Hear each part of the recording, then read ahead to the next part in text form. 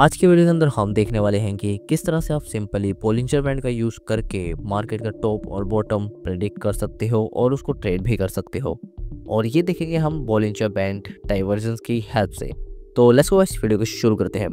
तो सिंपली मैं यहाँ पे चार्ट पे आ चुका हूँ, जैसे कि आपको चार्ट देखने को मिलेगा। तो बोलिंजर बैंड हमने ऑलरेडी बात करी थी। अगर आपको नहीं पता कि बोलिंजर बैंड किस तरह से लगाते हैं तो आपको सिंपल इंडिकेटर के सेक्शन पे जाना है, डबल बी टाइप करना है BB और आपको बोलिंजर बैंड यहाँ पे मिल जाएगा। ठीक है, अब बोलिंजर बैंड के अंदर सिंपली डाइवर्जेंस क्या होता है। तो देखो, हम सबसे पहले आप बात करेंगे किस तरह से आप टॉप को प्रिडिक्ट कर सकते हो।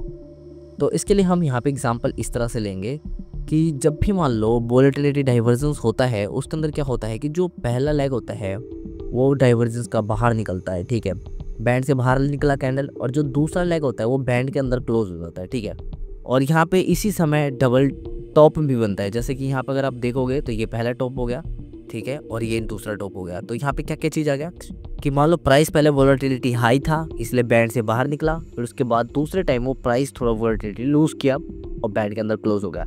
इसी को हम वोलेटिलिटी डाइवर्जेंस बोलते हैं। ठीक है, और डाइवर्जेंस कंफर्म कब होते हैं? कंफर्म आप नीचे इसी के नीचे से एक ट्रेंड लाइन ड्रॉ करोगे कुछ इस तरीके से, और जैसे ही ये ट्रेंड लाइन ब्रेक होगा उस समय आप ट्रेड लोगे। तो इसी को हम वोलेटिलिटी डाइवर्जेंस बोलते हैं। मतलब अगर टॉप में volatility divergence plus double top भी आता है तो मार्केट के अंदर एक अच्छा खासा रिवर्सल हमको देखने को मिलता है।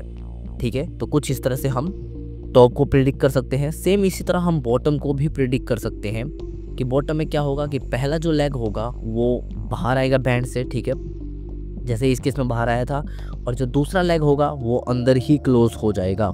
तो इसको भी हम क्या कहेंगे कि इसने यहाँ पे बॉटम फॉर्मेशन कर दी, और इसी समय डबल बॉटम भी बनाएगा। जैसे पहला बॉटम ये है और दूसरा बॉटम ये है। ठीक है, तो इसको हम डबल बॉटम भी साथ में आएगा और साथ में बोलिंजर बैंड डाइवर्जेंस भी आएगा, और उसके बाद ही आपको मार्केट के अंदर कुछ इस तरीके का मूवमेंट देखने को मिलेगा।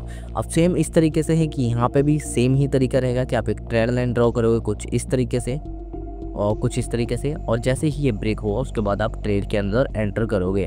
तो इसी को हम कहते हैं बोलिंजर बैंड डाइवर्जेंस, जो देखने में बहुत ही सिंपल लगता है। और साथ में इसको कंबाइन कर दो आप पैटर्न जो हमने देखा था।